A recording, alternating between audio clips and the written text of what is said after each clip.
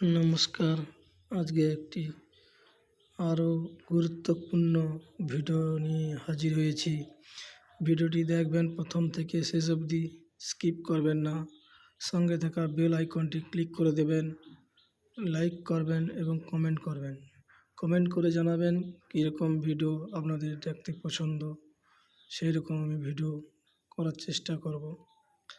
এবং আমাদের BSP Bangla YouTube channel সবসময় নিরপেক্ষভাবে ভিডিও করে সবার সামনে তুলে ধরে, যাতে করে আপনারা কীরকম ভিডিওটি দেখতে চান আমাকে লাইক এবং কমেন্ট করে সঙ্গে সঙ্গে সাবস্ক্রাইব করবেন, করে জানাবেন, যাতে করে আমি আরও উৎসাহিত পাই। আপনাদের সাবস্ক্রাইব করলে আরও নতুন নতুন ভিডিও তৈরি করার জন্য মনে উৎসাহিত পাই।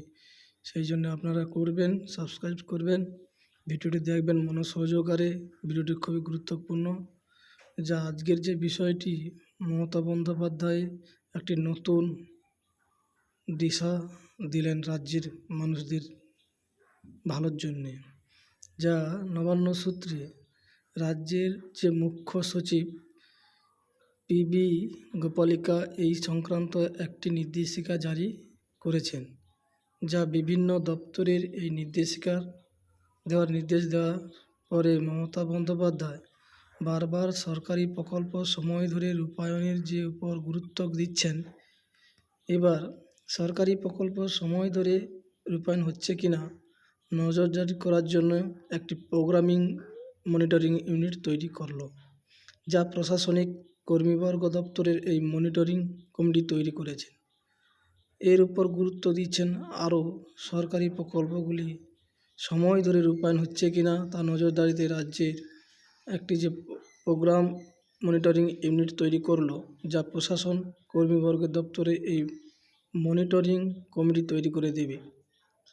কমিটি নেতৃত্বে থাকবে পঞ্চায়েত দপ্তরের সচিব, এছাড়াও পঞ্চায়েতের ও গ্রামোন্নয়ন দপ্তরের আধিকারিক রাখা হবে। এই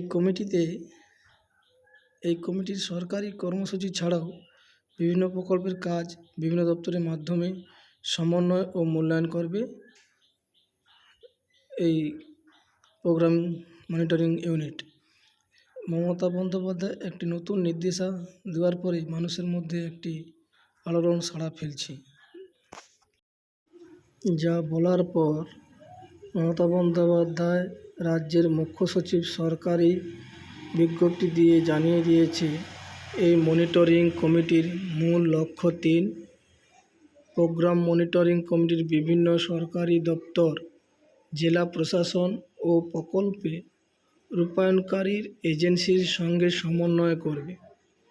কোথাও কোনো কাজ আটকে গেলে তা অগ্রাধিকারের ভিত্তিতে সমাধান করবে। পাশাপাশি করতে হবে কাজের মূল্যায়নও।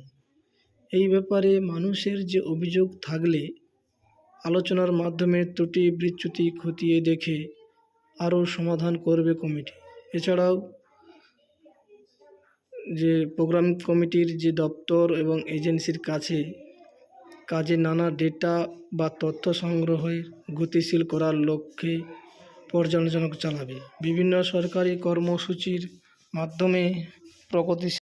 এরই মাধ্যমে মমতা বন্দ্যোপাধ্যায় আরও বলেন, যে সমস্ত প্রকল্পের কাজগুলো সঠিক সময়ে কেন শেষ হচ্ছে না তা নিয়ে ক্ষোভ প্রকাশ করেছিলেন। ক্ষোভ প্রকাশের পাশাপাশি প্রকল্পের কাজ সঠিক সময়ে শেষ করার জন্য মুখ্য সচিবকে বেশ কিছু গুরুত্বপূর্ণ নির্দেশিকা দেন মমতা বন্দ্যোপাধ্যায়। তিনি আরও বলেন, তারপরে এই নির্দেশিকা বিভিন্ন দপ্তরকে দেওয়া হবে বলে নবান্ন সূত্রে খবর। এই মনিটরিং ইউনিট কীভাবে কাজ করবে তার জন্য কয়েকটা দফা গাইডলাইন ও নির্দেশ দেওয়া হয়েছে। সর্বমোট মিলিয়ে সরকারি প্রকল্পের কাজগুলি যাতে কোনো ফাঁক ফোকর না থাকে তার জন্য এই ইউনিট গঠন করা হয়েছে প্রশাসনিক মহলের সূত্রে। তাই মমতা বন্দ্যোপাধ্যায় আগামী দিনে এই সমস্ত কাজগুলি সমস্ত সচিবদের মাধ্যমে পরিচালনা করার চেষ্টা করবে এবং যদি কোনো দপ্তরের গাফিলতি হয় তিনি সেই গাফিলতির প্রত্যুত্তরে পর্যালোচনা করে তার কঠোর শাস্তির ব্যবস্থা করবে এই আশ্বাস দিয়েছেন মমতা বন্দ্যোপাধ্যায়। তাই মমতা বন্দ্যোপাধ্যায়ের যে পদক্ষেপগুলি তুলে ধরছেন আগামী দিনে জনমানুষের এর একটি প্রভাব পড়বে। তাই প্রভাব পড়ার পাশাপাশি মানুষকে একটি সঠিক দিশা দিচ্ছেন বলে সরকারি সূত্রে মনে হচ্ছে। তাই আগামী দিনে দেখার বিষয় মমতা বন্দ্যোপাধ্যায় যে সমস্ত গাইডলাইন এবং শিক্ষা সচিব থেকে বিভিন্ন সরকারি দপ্তরের যে সমস্ত আধিকারিকগুলো আছে তাদের কাজের রূপায়ণের ক্ষেত্রে যে বিভিন্ন গাইডলাইন দিয়েছে সেটা কতটা যথাযথপূর্ণভাবে পালন করে সেটাই এখন দেখার বিষয়। আগামী দিনে এই বিষয়ে কোনো কিছু ভিডিও থাকলে আগামী দিনে আবার আমি ভিডিও করব এবং এর মাধ্যমে আপনাদেরকে ভিডিও দেব, যাতে আরও কিছু তথ্য থাকে সেই তথ্যগুলো পরিবেশন করব। তাই আপনারা ভিডিওটি দেখবেন। শেষবারের মতো আবার বলছি, কেউ ভিডিওটি কমেন্ট করবেন, লাইক করবেন, সঙ্গে থাকা বেল আইকনটি ক্লিক করবেন এবং সাবস্ক্রাইবার করবেন। আশা করি সবাই ভালো আছেন এবং ভালো থাকুন, শরীরের সুস্থ কামনা করি। আজকের মতো এই ভিডিও এখানে সমাপ্তি করছি। ধন্যবাদ।